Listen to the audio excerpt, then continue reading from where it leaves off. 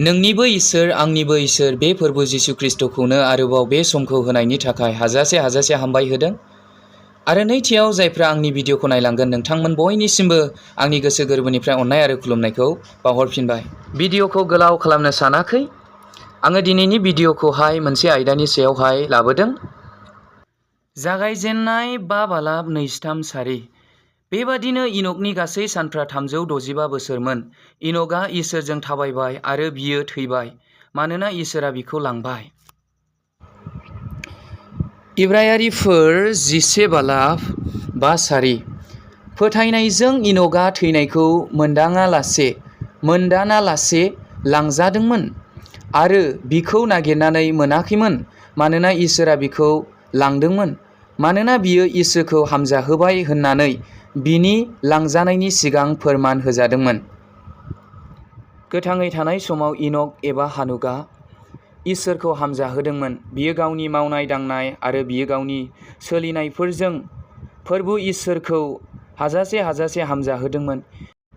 बेनिखायनो बाइबेलाव रोखायै लिरनाय जादों दि थैनायखौ मोनदाङालासे लांजादोंमोन होननानैहाय, आरो बिखौ नागिरनानै मोनाखिसै होननानैहाय बाइबेलावहाय रोखायै लिरनाय जादों, मानोना इसोरा बिखौ लांदोंमोन होननानै बुंदों।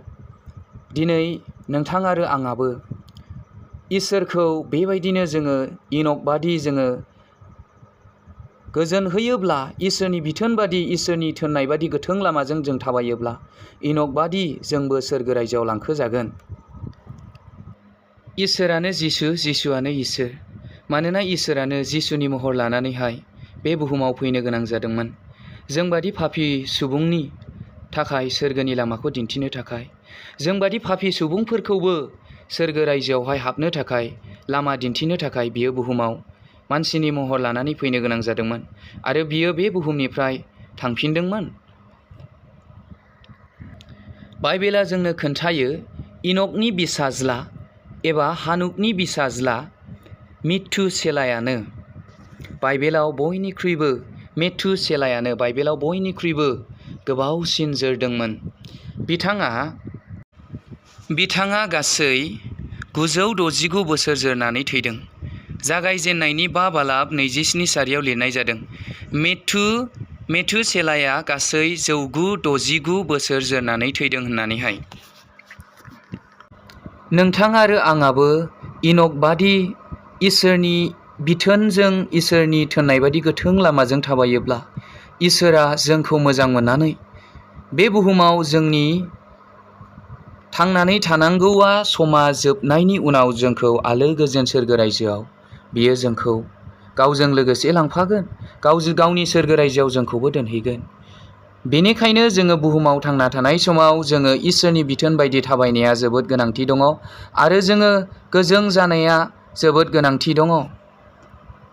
बे जाथायनिफ्राय जों बेखौनो सोलोंनो हायोदि इसोरा गावनि बिथोन बायदि थाबायग्रा, गावनि बोसोनखौ फालिग्रा, गावनि बायदि थाबायग्रा सुबुंफोरखौ माब्लाबाबो एंगारनाय नङा आरो आद्रि खालामथारनाय नङा।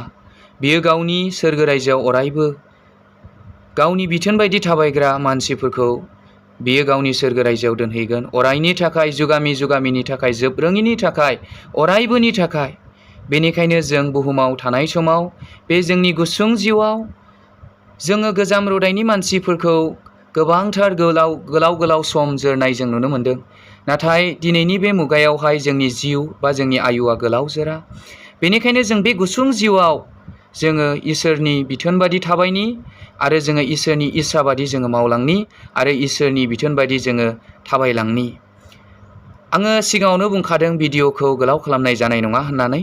जायफ्रा भिडिअखौ जागायनायनिफ्राय जोबजासिम नायबाय, बयखौबो इसोरा आशीर्बाद होथोंसै। खोन्थाग्रा आरो खोनासंग्रा बयनिबो सायाव थानानै इसोरा गेदेरथार आशीर्बाद होथोंसै।